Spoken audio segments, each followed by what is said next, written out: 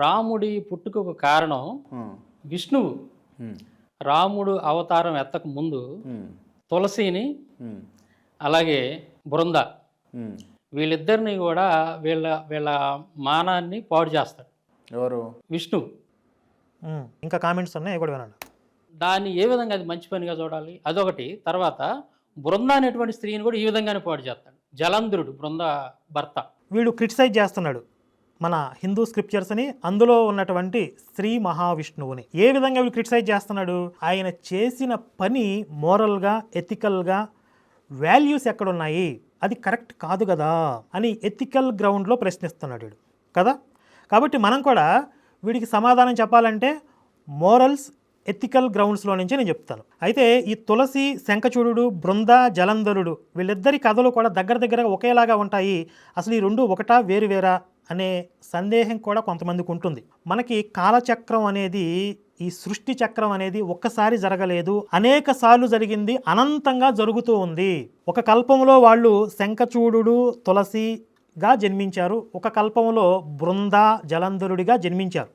కాబట్టి రెండు కల్పాలలో జరిగినటువంటి సంఘటనలుగా వీటిని మనం తీసుకోవాలి. మనందరికీ తెలిసిన విషయమే, విష్ణువు స్థితికారకుడు, అంటే సృష్టిని నడిపిస్తూ ఉంటాడు, రక్షిస్తూ ఉంటాడు, నిలబెడుతూ ఉంటాడు. దానికి ఆపద వస్తే దాన్ని రక్షించవలసిన బాధ్యతని శ్రీ మహావిష్ణువు తీసుకుంటాడు. ఇప్పుడు ఒక ఎగ్జాంపుల్ తీసుకుందాం. పాకిస్తాన్లో ఉన్నటువంటి ఒక టెర్రరిస్ట్ భారతదేశం మీద ఒక కుట్ర చేసి ఒక పెద్ద టెర్రర్ అటాక్కి ప్లాన్ చేశాడు. ఆ టెర్రర్ అటాక్ కనుక జరిగితే కొన్ని వేల మంది అమాయకులు బలైపోతారు. ఒకవేళ ఆ బలైపోయే వాళ్ళల్లో మీ ఫ్యామిలీ కూడా ఉందనుకోండి, అప్పుడు మీరు ఆ అటాక్ నుంచి రక్షించబడాలి, జరగకూడదు అని అనేక విధాలుగా దైవాన్ని వేడుకుంటారు, మొక్కుకుంటారు. సరే, ఇందుకోసం ఈ ఆపరేషన్ని డీల్ చేయడానికి ఒక మిలిటరీ ఆఫీసర్ పాకిస్తాన్ వెళ్ళాడు. ఎక్కడైతే ఈ టెర్రర్ అటాక్కి ప్లాన్ చేశారో వాళ్ళలో ఒక సభ్యుడిగా చేరిపోయాడు. ఈ కుట్రని భగ్నం చేయడానికి అక్కడ ఒక స్త్రీ సహకారం అవసరమైంది. ఆ స్త్రీతో స్నేహం చేశాడు, తనని పెళ్లి చేసుకోవడానికి కూడా సిద్ధపడ్డాడు, తనతో కొంతకాలం కాపురం చేశాడు. ఆమె తనని నమ్మింది, ఆమె సహకారంతో ఈ కుట్రని భగ్నం చేశాడు. ఆ తర్వాత చెప్పాడు, నేను కేవలం నా డ్యూటీలో భాగంగా, నా దేశాన్ని రక్షించుకోవడంలో భాగంగా నిన్ను ప్రేమించానని చెప్పాను, నిన్ను పెళ్లి చేసుకున్నాను తప్ప నాకు నీ మీద ఎలాంటి మమకారం కానీ, వ్యామోహం కానీ, ప్రేమ కానీ లేవు అని చెప్పాడు. ఆమె, చీ దుర్మార్గుడా, నన్ను ఇంత మోసం చేస్తావా, నా ఉసురు తగులుతుంది నీకు అని చెప్పి ఈయన తిట్టిపోసింది. ఇప్పుడు ఈ కథలో మీరు ఈ మిలిటరీ ఆఫీసర్ పాకిస్తాన్కి పోయి ఒక స్త్రీని మోసం చేశాడు, చీ ఇదెక్కడ న్యాయం అంటారా? తన కర్తవ్య నిర్వహణలో భాగంగా అవసరమైతే శత్రువులతో ఒక సంబంధం పెట్టుకునైనా సరే తన దేశాన్ని రక్షించాడు అని అతన్ని సత్కరించి గౌరవిస్తారా? ఇప్పుడు ఈ గొర్రెలకి లో ఐక్యూ లెవెల్స్ ఉంటాయి కాబట్టి వీళ్ళు ఏం ఆలోచిస్తారంటే, అబ్బబ్బబ్బబ్బా ఈ మిలిటరీ ఆఫీసర్ అక్కడికి పోయి పాకిస్తాన్ అమ్మాయితో ఎంజాయ్ చేసేసాడు అని ఆలోచిస్తారు. వీళ్ళ మెదడు అక్కడ వరకే పనిచేస్తుంది కదా. తన మీద అపనింద పడినా సరే లోకాన్ని రక్షించడానికి ఆయన దేనికి వెనుకాడడు. తన వ్యక్తిత్వం మీద మచ్చపడినా సరే, ఇప్పుడు ఆమె శపించింది అని అనుకుందాం, కానీ ఆ శాపాన్ని తీసుకోవాల్సిన అవసరం కానీ తీసుకునే పరిస్థితుల్లో కానీ ఆయన ఉండడు. కానీ లోకహితం కొరకు, లోక కళ్యాణం కొరకు నీ శాపాన్ని నేను స్వీకరిస్తున్నాను అని చెప్పి దానిని కూడా లోకంలో ఏదైనా మంచి ప్రయోజనానికి వినియోగిస్తాడు. అది దైవత్వము. ఇంకా మనం డెప్త్లోకి వెళ్తే, ఈ శంఖచూడు అనేవాడు విష్ణువు యొక్క అంశ, తులసి లక్ష్మీదేవి యొక్క అంశ, జలంధరుడు కూడా శివుడి ద్వారా ఉత్పన్నమైనటువంటి విష్ణువు యొక్క అంశ, బృంద కూడా లక్ష్మీదేవి యొక్క అంశ. కాబట్టి వాళ్ళ శక్తులు, వాళ్ళ విభూతులే, అక్కడేమి అపవిత్రం జరిగినట్లు కాదు.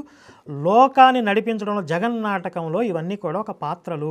ఇప్పుడు యుద్ధం చేసేటప్పుడు శత్రువు మన మీద అనవసరంగా పాశవికంగా దాడి చేస్తున్నాడు. ఆ శత్రువుని రక్షించడానికి ఒక వలయం ఏదో ఉంది. ఆ వలయం ఏదున్నా సరే ఆ వలయాన్ని బద్దలు కొడతారు. అలాగే ఇక్కడ తులసి, బృంద పాతివ్రత్యం అనేది రాక్షసులకి రక్షణ కవచంగా నిలిచింది. ఆ రక్షణ కవచాన్ని బద్దలు కొడతారు, అది ఏదైనా సరే. అది యుద్ధనీతి.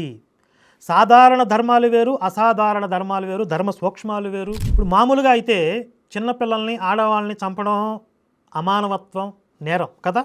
కానీ మన దేశం మీద టెర్రరిస్టులు దాడి చేసినప్పుడు ఆపరేషన్ సింధూర్ భారత్ ప్రకటించింది. ఆపరేషన్ సింధూర్లో భాగంగా ఈ టెర్రరిస్ట్ క్యాంపుల్ని ధ్వంసం చేసింది. అందులో ఒక టెర్రరిస్ట్ నాయకుడు కుటుంబాన్ని మొత్తం కూడా నాశనం చేసి పారేశారు మన సైనికులు. అందులో ఆడవాళ్ళు, చిన్నపిల్లలు కూడా ఉన్నారు. నువ్వు ఆడవాళ్ళని చిన్నపిల్లల్ని దాడి చేసావు కాబట్టి నువ్వు నేరస్తుడివి అని అంటారా? అది యుద్ధ ధర్మంలో భాగం.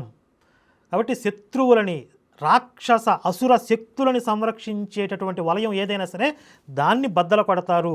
అదే లోకరక్షకుడైన ప్రతి ఒక్కరూ చేయవలసిన రాజనీతి, పాటించవలసిన రాజనీతి. ఒక పక్క ఇది క్లియర్గా ఉంది కదా. ఇప్పుడు నల్లట బుక్కులోకి వెళ్ళి ఈ గొర్రెగాళ్ళకి కూడా గుచ్చుకునేలాగా, వాళ్ళకి కూడా అర్థమయ్యేలాగా చాలా చక్కగా విడమరిచి అరటి పండు వలిచి కింద పెట్టినట్లుగా మీకు పెడతాను చూడండి. ఇప్పుడు నీకు ఇప్పుడు చాలా సింపుల్ విషయం చెప్తానమాట. డింగ్ మన జ్ఞానబలి పెరిగిపోద్ది నీకు. యేసయ్య ఎవరికి పుట్టాడు? ప్రశ్న బాగా అర్థం చేసుకోవాలి. కొంచెం చూసి చెప్పండి. యేసయ్య ఎవరికి పుట్టాడు? ఇప్పుడు వాడు అనుకుంటాడు, ఇంత గట్టిగా అడుగుతున్నాడంటే కనీసం 100 మంది ఉండి ఉంటారు. కంగారు పడక ఎదవా, చెప్తా ఈయన. మేరీకి పుట్టాడు కదా. మేరీ ఎవరు? మళ్ళీ డౌట్ వచ్చింది. మేరీ ఎవరు అంటే ఆమె స్వతంత్రురాలైనటువంటి స్త్రీ కాదు, ఒక పురుషుడికి ప్రదానం చేయబడినటువంటి స్త్రీ. తన మీద తన యొక్క గౌరవానికి సంబంధించినటువంటి బాధ్యతలన్నీ ఎవరికి ఉంటాయి? భర్త అయిన యోసేపుకు ఉంటాయి. ఇప్పుడు క్లియర్గా ఉంది కదా. మేరీకి కడుపు ఎవరు చేశారు? ఇంపాసిబుల్, అది మాత్రం చెప్పండి. మళ్ళీ డౌట్ వచ్చింది వీడికి, ఎవరి పేరు చెప్పాలా అని. సరే నువ్వేదనుకుంటున్నావు అదేరా, పరిశుద్ధాత్మ అనుకో, యెహోవా అనుకో, ఏసే. వీళ్ళు ముగ్గురు ఒకటే నేను చెప్పాను వీడు దీంట్లో. ఇప్పుడు మేరీ కడుపు చేసింది కూడా వేసేనా? వాడు చెప్పిన అర్థం తీసుకుంటే అదే వస్తుంది. సరే, యేసో, పరిశుద్ధాత్మ, యెహోవానో ముగ్గురు విడిగాను, ముగ్గురు కలిసో ఏదో చేశారు, కడుపు చేశారు. ఇక్కడ నా పాయింట్ ఏంటంటే యోసేపు పర్మిషన్ తీసుకున్నారా? ఇది నా ప్రశ్న. ఒక భర్తకి తెలియకుండా పెళ్ళానికి కడుపు చేయటం చీటింగా కాదా? మొగుడుకు తెలియకుండా పెళ్ళానికి కడుపు చేసేసి ఆడికి డౌట్ వచ్చింది, దీనికి కడుపు ఎందుకు వచ్చింది అంటే, రే నేనే కడుపు చేశాను ఉంచుకో నర్మయ్ యాదవా. జైన్ సినిమాలో గోపీచంద్ ఉంటాడు విలను.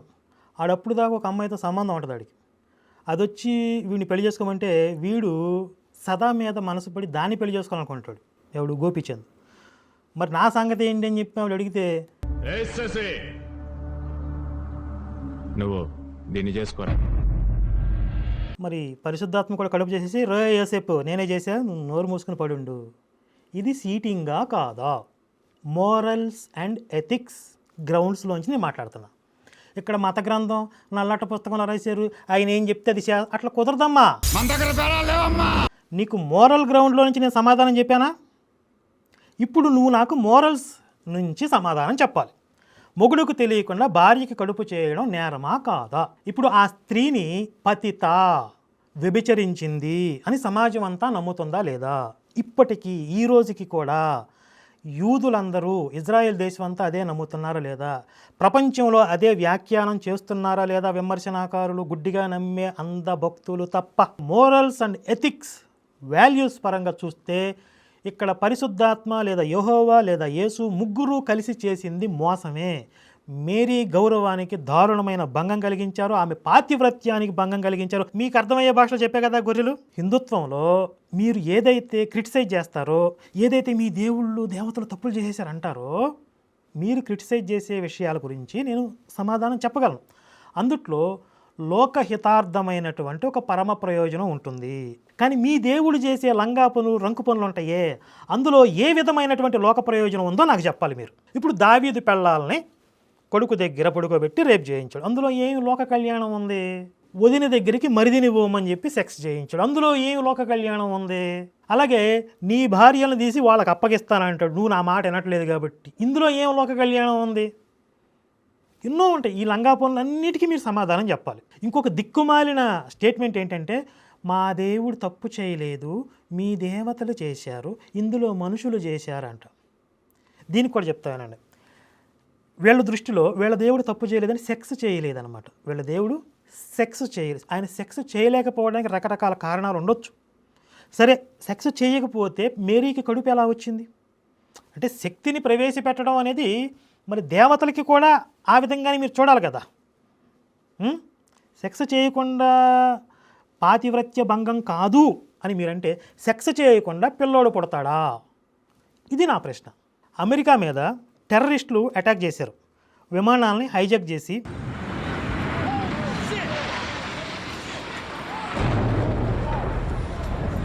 WHO టవర్స్ని కూల్చేశారు. ఈ టెర్రర్ అటాక్కి మూల కారణం ఎవరు? ఆ పైలట్స్ని అదుపులోకి తీసుకుని విమానాలను హైజాక్ చేసిన టెర్రరిస్టుల వాళ్ళు అక్కడే చచ్చిపోయారే. మరి అక్కడితో శిక్ష పూర్తయిపోవాలి. కానీ అమెరికా ఏం చేసింది? అసలు దీనికి కుట్రదారుడు ఎవరు అని మొత్తం తీగలాగితే డొంక కదిలినట్లుగా అదంతా ఎంక్వైరీ చేసుకుంటూ ఎక్కడో కలుగులో దాక్కున్నటువంటి ఒసామా బిన్ లాడెన్ అనే వాడిని పట్టుకుని వెతికి చంపారు. మరి ఈ లాడెన్ అనేవాడు విమానాలను తీసుకెళ్ళి గుద్దిన వాళ్ళలో ఉన్నాడా? లేడు కదా. అటాక్ చేయమని చెప్పి టెర్రరిస్టులను పంపించాడు. మరి అంత మాత్రాన లాడెన్ తప్పు చేసినట్లు కాదా? అలాగే మీ బైబిల్ దేవుడు స్వయంగా సెక్స్ చేయకపోవచ్చు, కానీ సెక్స్ చేయమని ప్రోత్సహించాడా లేదా? చేయించాడా? రేపులు చేయించాడా లేదా? ఆడవాళ్ళని ఎత్తుకురామన్నాడా లేదా? చిన్నపిల్లలందరిని ఎత్తుకొచ్చి అందులో మగవాళ్ళని చంపమన్నాడా లేదా? ఆడపిల్లల్ని కన్నెపిల్లల్ని మీకోసం ఉంచుకోండి అన్నాడా లేదా? ఏ పాపం తెలియని కొన్ని జాతులు నామరూపాలు లేకుండా తుడిచేయమన్నాడా లేదా? అంటే మీ దేవుడు చెప్పి చేయించాడు, ప్రేరేపించాడు ఒసామా బిన్ లాడెన్ లాగా. లేదా ఒక దేవుడు అని ఒక క్యారెక్టర్ని సృష్టించుకొని ఒక సైకో పాత్రను తయారు చేసి ప్రవక్తలు మాకు దేవుడు చెప్తున్నాడు అని ఒక కల్పిత మతాన్ని పెట్టి జనాలను రెచ్చగొట్టారు, ఒక మోకని. కానీ ఆ పాత్ర సైకో పాత్ర కదా. మరి ఆ పాత్ర తప్పు చేయకపోవడం ఏంటి? ఆ పాత్రలో పాపం లేకపోవడం ఏంటి? అందుకే కదా మీకు గొర్రె మెదడు అనేది. కాబట్టి లాడెన్ ఎంత నేరస్తుడో మీ సైకో గాడు కూడా అంతకంటే పరమ దుర్మార్గుడు. ఆయన స్వయంగా విమానాలు హైజాక్ చేయలేదు అని అంటారా ఇప్పుడు లాడెన్ పట్టుకొస్తే? చెత్త నా కొడుకు.